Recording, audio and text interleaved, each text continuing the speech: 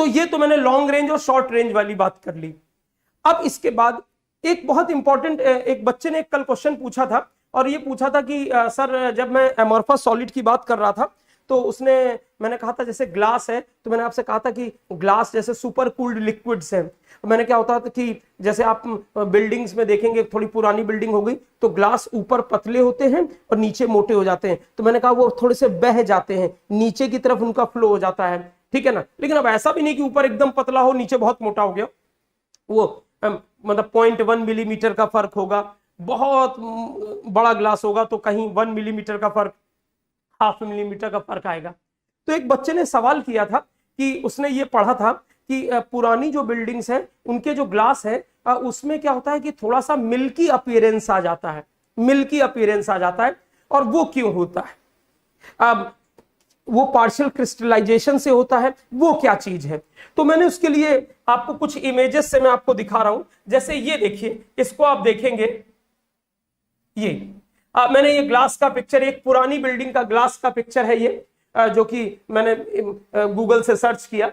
तो अगर आप ये देख रहे हैं तो आपको एक चीज दिख रही है कि जैसे ये मिल्की अपीयरेंस आ रहा है। तो ये क्यों आता है? ये मिल्की अपीयरेंस क्यों आता है?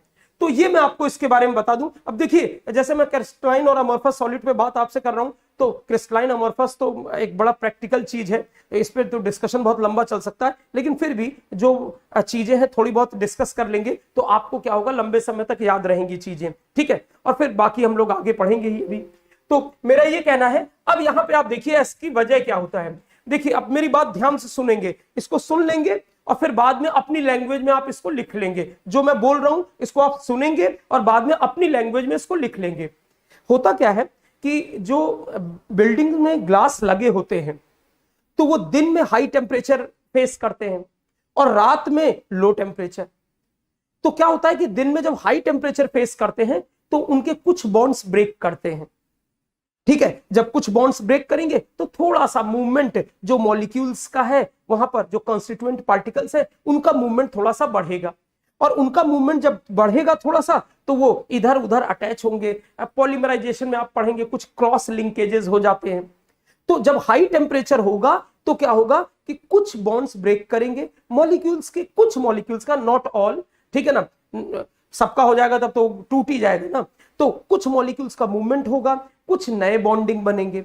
और फिर रात में जब वो ठंडा पड़ेगा, जब रात में लो टेम्परेचर होगा तो वो क्या होगा, उनका मूवमेंट बंद हो जाएगा, जो जहां मूव करके चला गया और वहां पर क्या होगा, फिट हो जाएगा, नई बॉन्डिंग कर रहा होगा, कुछ क्रॉस लिंकेजेस बना लिए होंगे। तो क्या होता है कि दिन का हाई टेम्परेचर और रात का लो टेम्परेचर, इसकी वजह से क्या होता है कि जो ग्लास के मॉलिक्यूल्स हैं उनका मूवमेंट होता है, और उनके मूवमेंट की वजह से कुछ नई बॉन्डिंग बन जाती है। तो क्या होता है कि कुछ, जाहिर सी बात है, मूवमेंट उधर होगा जहां सिमेट्री ज्यादा होगी, तो जहां स्टेबिलिटी ज्यादा होगी, जहां सिमेट्री है वहां स्टेबिलिटी है, तो क्या होता है, पार्शियल क्रिस्टलाइजेशन हो जाता है। अब उसके लिए मैंने पार्शियल क्रिस्टलाइजेशन समझाने के लिए मैंने कुछ इमेजेस ढूंढी हैं। जरा देखिए कि ये एक एमॉर्फस सॉलिड में मॉलिक्यूल्स का अरेंजमेंट है, ठीक है ना, फाइबर्स के फॉर्म में है, इसीलिए वो जैसे ऐसे बना है ना, जैसे इसको तोड़ते हैं तो जैसे ग्लास एक तरफ से तिलक जाता है, एक डायरेक्शन में तिलकता है। जैसे ग्लास अगर कोई है ना तो मतलब वो ऐसे गया फिर ऐसे ऐसे चिटक गया, तो वो इन मॉलिक्यूल्स का आप देख रहे हैं अरेंजमेंट उसकी वजह से होता है। तो जब उसमें सेमी क्रिस्टलाइजेशन होगा, पूरा तो होगा नहीं, 100% तो होगा नहीं, तो जब उसमें सेमी क्रिस्टलाइजेशन होगा तो इस तरीके से ये आने लगता है। अगर आप देखेंगे ये, तो इस तरीके से ये देखिए, यहां पे थोड़ा सा रेगुलर फैशन आ रहा है, यहां पे देखिए रेगुलर फैशन आ रहा है, यहां पे देखिए रेगुलर फैशन आ रहा है, यहां पे रेगुलर फैशन आ रहा है, लेकिन यहां पर ये एमॉर्फस है, क्रिस्टलाइन है ये, क्रिस्टलाइन है ये, क्रिस्टलाइन है ये, क्रिस्टलाइन है ये, और ये एमॉर्फस है, ये फिर एमॉर्फस है। तो जहां जहां क्रिस्टलाइन अरेंजमेंट हो गया वहां अरेंजमेंट डिफरेंट हो गया। और जहां पर मैं इस वाले को थोड़ा सा जो है ये मतलब ये इतना बड़ा एरिया नहीं लेता हूं, इतना ले लेता हूं, ये जितना है, ठीक है ना, ये एमॉर्फस है।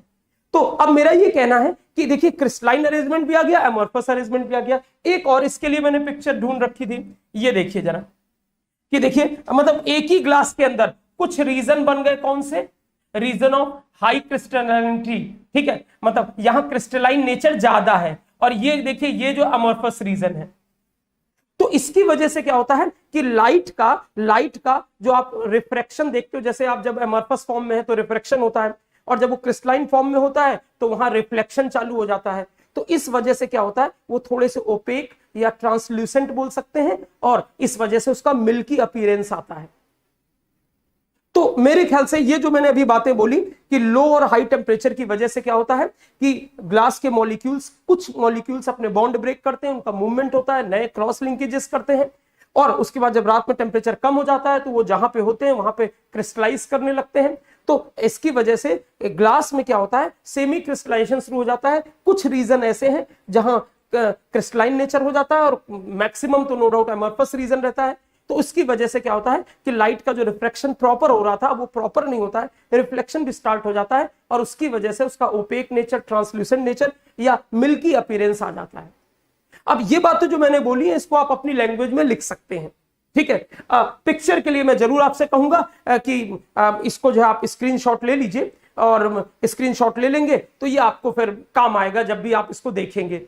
तो ये चीजें आप देख लीजिए, ये जो मैंने कुछ इमेजेस दिखा रखी हैं, ये मैं पहले ये आप पहले एक इमेज इसका फोटो स्क्रीनशॉट ले लीजिए, एक इसका स्क्रीनशॉट ले लीजिए,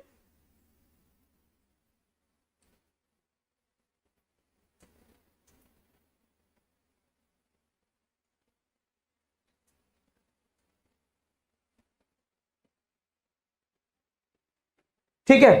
फिर आप इसका स्क्रीनशॉट ले लीजिए, थोड़ा सा ये आपको हेल्प करेगा, इसका स्क्रीनशॉट ले लीजिए,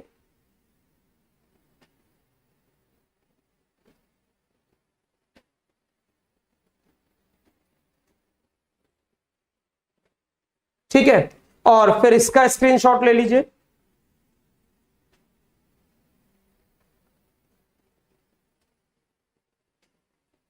और लॉन्ग रेंज, शॉर्ट रेंज मैंने आपको समझा दिया है। इस लेक्चर को जब आप रिवाइज करेंगे तो देख लीजिएगा कि मैंने लॉन्ग रेंज और शॉर्ट रेंज का मतलब क्या बताया। तो 2 पॉइंट मैंने आपके ये कवर कर दिए, ठीक है। अब एक बच्चे ने और डाउट पूछा था कि सर वो हीट ऑफ फ्यूजन क्या है।